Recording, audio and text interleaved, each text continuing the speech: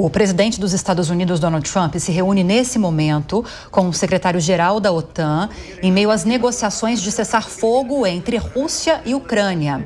O líder russo, Vladimir Putin, afirmou hoje que concorda com a ideia de um cessar-fogo de 30 dias na guerra contra a Ucrânia, mas que precisa acertar detalhes com os Estados Unidos. Essas imagens, inclusive, são imagens ao vivo. Essa reunião com o secretário da OTAN está acontecendo neste momento.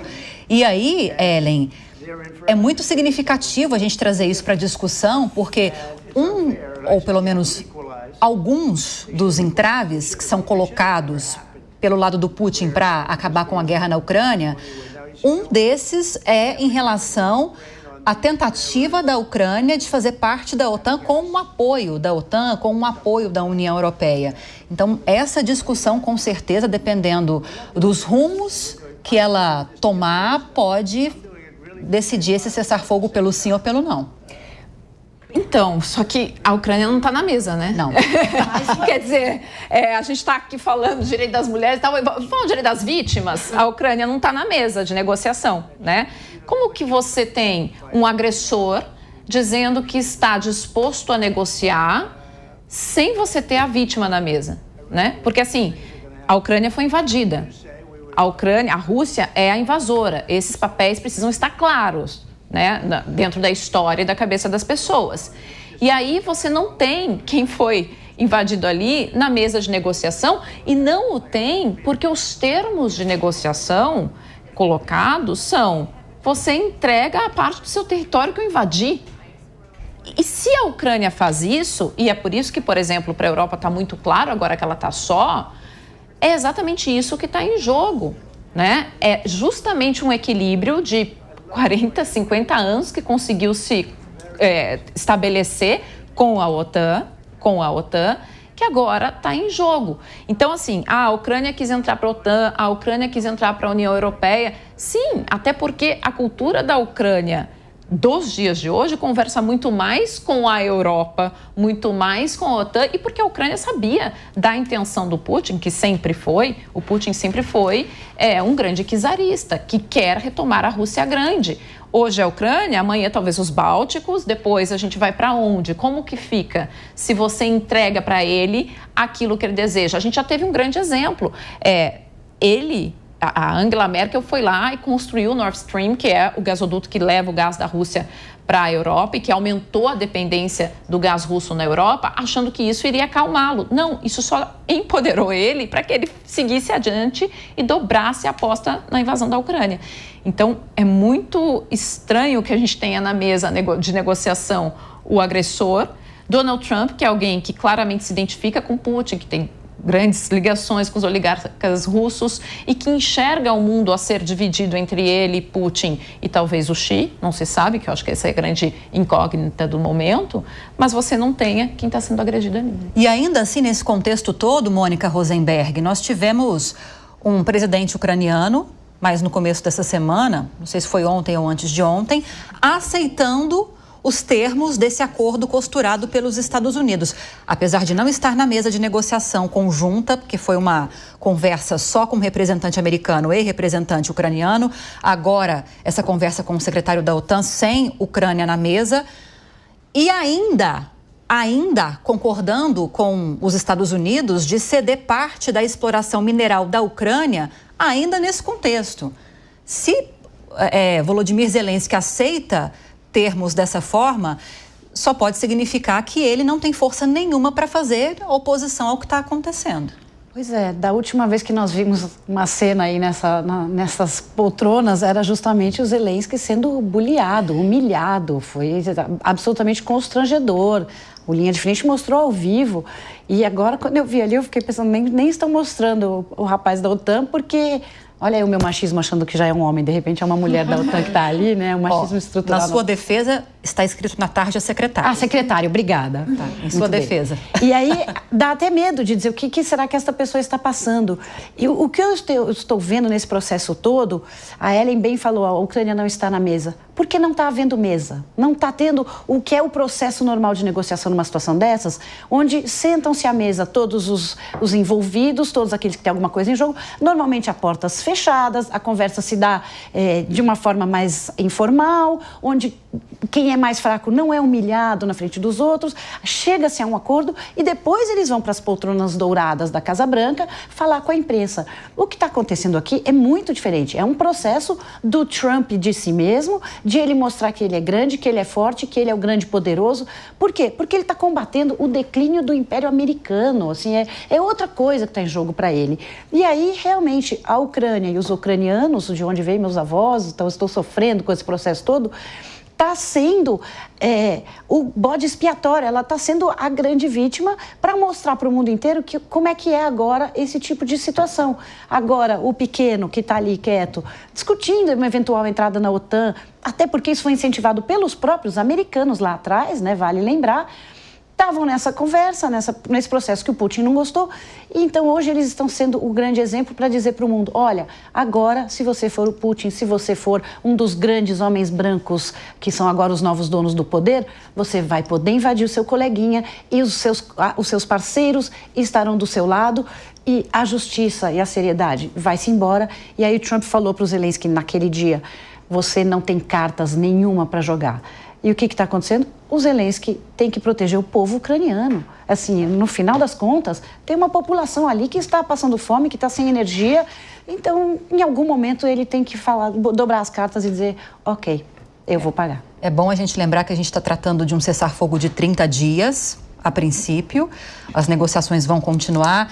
E aí, Carla, aproveitar que nós temos uma economista na mesa, até destacando um trechinho do que disse Ellen agora há pouco, como essas alianças, elas, para além da questão ideológica, elas têm contornos econômicos. Justamente essa ligação de Donald Trump com Vladimir Putin. Essa ligação, ou pelo menos essa ponte entre os dois, que é feita pelos oligarcas, essa dependência financeira. Não dá para descartar isso, né?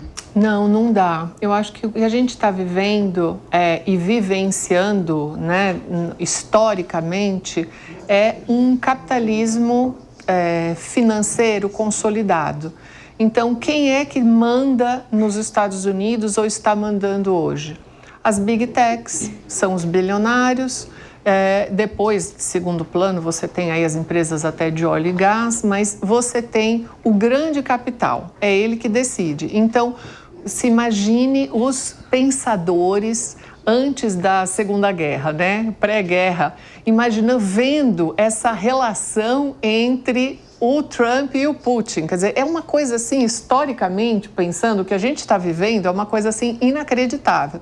Então, sim, o que a gente vive e consolida cada dia mais é o capitalismo financeiro. Então, o que manda é o dinheiro. Por isso que, como disse muito bem a Mônica, a gente está tendo uma inversão dos papéis diplomáticos. Você humilha o outro país, humilha a soberania de outro país em público, humilha o governante em público. O Trump diz que quer a Groenlândia de um jeito ou de outro. Ele humilha o Canadá. Então, assim, é uma forma de se fazer política extremamente belicosa, agressiva, mas no fundo é isso. Nós temos os oligarcas aqui no meio do caminho, russos, que você tem um volume financeiro gigantesco, e também a gente não pode esquecer que as sanções que foram feitas para a Rússia, principalmente pela própria OTAN, né, não surtiram efeito. Você criou um outro sistema paralelo ao SWIFT, você continuou efetuando os pagamentos, houve um acordo da Rússia com a China. Então, o Trump está querendo também entrar num acordo histórico entre Rússia e China, que ele também é capaz dele tomar um susto daqui a pouco. É aquela negociação com a faca no pescoço, né? Ou você aceita esse acordo ou você aceita esse acordo.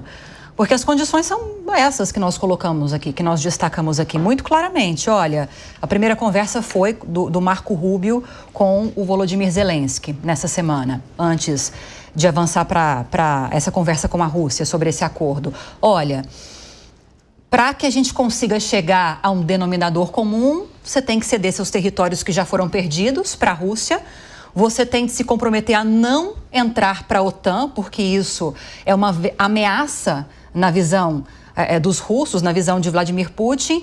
E você ainda tem que concordar em ceder parte da exploração mineral aqui das suas terras para nós, os americanos. E ainda assim ele aceita, é uma negociação que não dá para ser chamada de negociação direito, né? Lívia, eu acho que dá também uma representatividade dos rumos dessa conversa, né? A gente não vai chegar num consenso, esse cessar-fogo de 30 dias, ele não deve acontecer justamente por causa disso. A gente vê também um outro ponto aí no meio disso tudo. A gente vê o Trump tentando incessantemente, em todas as frentes que ele atua, né? Aumentar esse protecionismo americano, né? Isolar, é como se ele quisesse que os Estados Unidos se tornasse um império do mundo, mas o que ele faz também? Ele obriga os outros países a se reposicionar.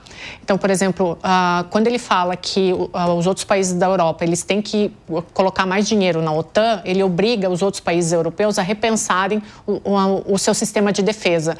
Então, ele acaba, ao mesmo tempo que ele gera um protecionismo para os Estados Unidos, ele acaba fazendo com que mude a geopolítica mundial e com que os outros países que até então estavam ali meio que dependendo dos Estados Unidos, agora, peraí, a gente tem que reagir porque a gente não pode deixar eles se tornarem tão grandes quanto eles estão pensando. E aí começa esse processo reverso. Então, eu acho que essa ainda é uma discussão que ela vai longe, mas eu acho que os Estados Unidos eles estão provocando também uma reformulação na geopolítica mundial, ao contrário do que o Trump pensa, às vezes com um revés para os Estados Unidos. E mostra também, Mônica, não sei se você concorda, o quanto há ainda essa dependência, sobretudo nesse quesito de defesa, dos Estados Unidos pela Ucrânia. Porque nós tivemos nesses últimos dias um movimento de países da União Europeia muito concreto de levantar recursos para a defesa, mas com foco também na proteção da Ucrânia, que inicialmente, logo após a eleição de Donald Trump, tinha sofrido já essa perda desse apoio.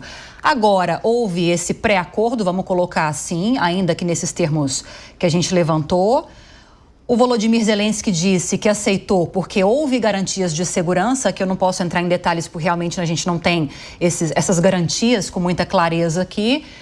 Mas mesmo com essa sinalização da Europa de que estamos do seu lado, vamos te apoiar na guerra, ainda assim ele se curva aos Estados Unidos. Isso mostra a força nesse quesito de Donald Trump, não? Olha, não só a força bélica, porque todo o armamento que chega lá é produzido por empresas americanas, e aí é interessante explicar isso. O dinheiro americano que o Trump está dando é para empresas americanas produtoras de armamentos, para que elas forneçam armas para a Ucrânia. Então, não é que ele está mandando dinheiro para a Ucrânia, ele está desenvolvendo a economia local. Economicamente, está tudo lindo. Mas ele agora é estratégico, ele decidiu que não vai mais mandar armas. E o Zelensky não tem de onde tirar armas. Mas tem uma coisa maior que a gente fala pouco. O Starlink, a internet toda na Ucrânia, ela é mantida pelos satélites do Starlink que pertence ao Elon Musk, que ele generosamente cedeu lá atrás quando começou o conflito. Então, não é só uma questão de armas, é uma questão de muitos elementos de sobrevivência da população ucraniana dependem dos Estados Unidos, ou pior ainda, do Elon Musk, né, que agora é a grande estrela americana. Então, o Zelensky não tem opção, tá muito complicada a situação lá. E a Daisy falou das mudanças na geopolítica. Gente, Trump cortou um programa na África que se chama PEPFAR, que financiava tratamento de HIV para milhares de doentes lá e que vão desenvolver a doença porque não estão recebendo isso e que vão morrer, não tem o que fazer. E, tá nem aí. Então, assim, a mudança geopolítica que essas políticas do Trump estão trazendo são muito profundas e ainda vão causar muita desgraça. Agora, 2h58. Seguindo com essa discussão, ouvindo agora a Ellen Brown, eu tenho ouvido falar, Ellen, que apesar de toda a forma como Donald Trump está conduzindo essa negociação, apesar de todas as críticas em relação a essa forma, ainda assim é um momento em que essas negociações estão avançando.